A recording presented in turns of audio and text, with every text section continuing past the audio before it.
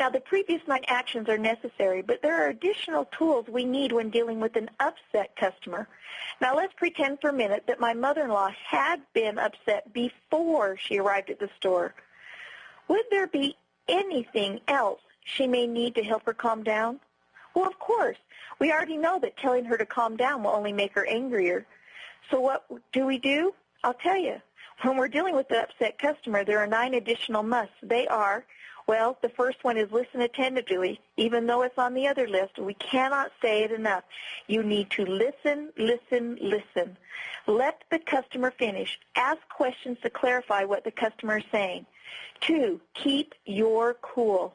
Returning the customer's anger with like responses will only escalate the situation even further. Keep yourself under control. Cool, calm, not angry, and not defensive. Use your please pass the butter voice. Now, if you're at a nice restaurant and you want people to continue to be impressed with you, and you want the butter, you're not going to yell, "Hey, moron, butter, here."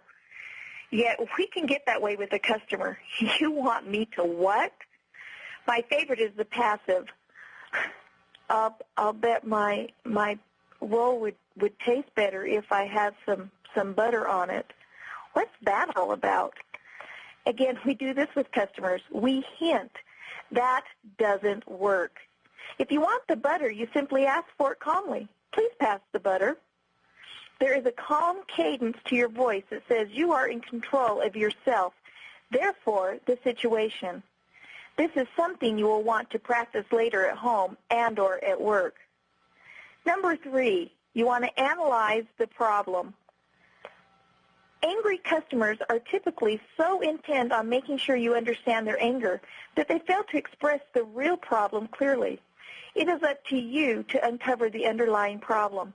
So ask open-ended, probing questions and repeat what the customer has said to ensure your full understanding. 4, be sympathetic. The customer not only wants you to understand the problem, he wants you to understand his reaction to it. Right now, this situation is the most important thing on his mind, and indifference or defensiveness on your part will only further alienate him. 5, diffuse the anger. Let the customer get it all off her chest. She needs to vent. Eventually, she'll run out of steam. Until she does, however, nothing you can say will have any impact on her. Because of her highly emotional state, the logic of your responses or explanations will simply not register with her and may even make her more volatile. Wait her out. 6, don't make promises you can't keep. It is all too easy to jump in and make a hasty promise to appease a hostile customer. Don't do it. It will only cause more problems down the road. 7, ask the customer exactly how he or she would like the problem resolved. If it's within your power to comply, do so. If it's not, negotiate a satisfactory solution. 8, emphasize what you can do.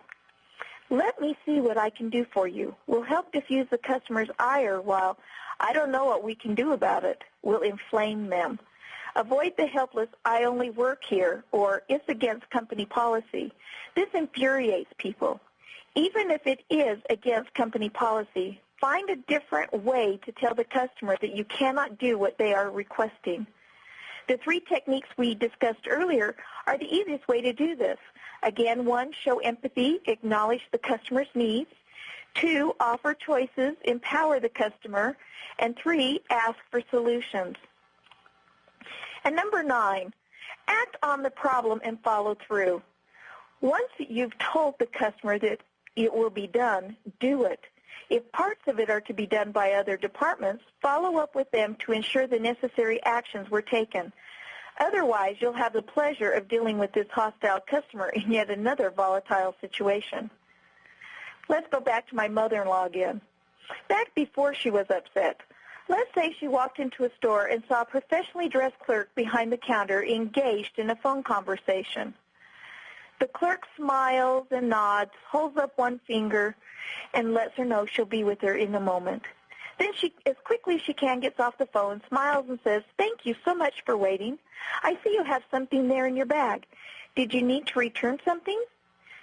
She's told my mother-in-law wants to return it. Would you like to exchange it for something else? You see where this is going.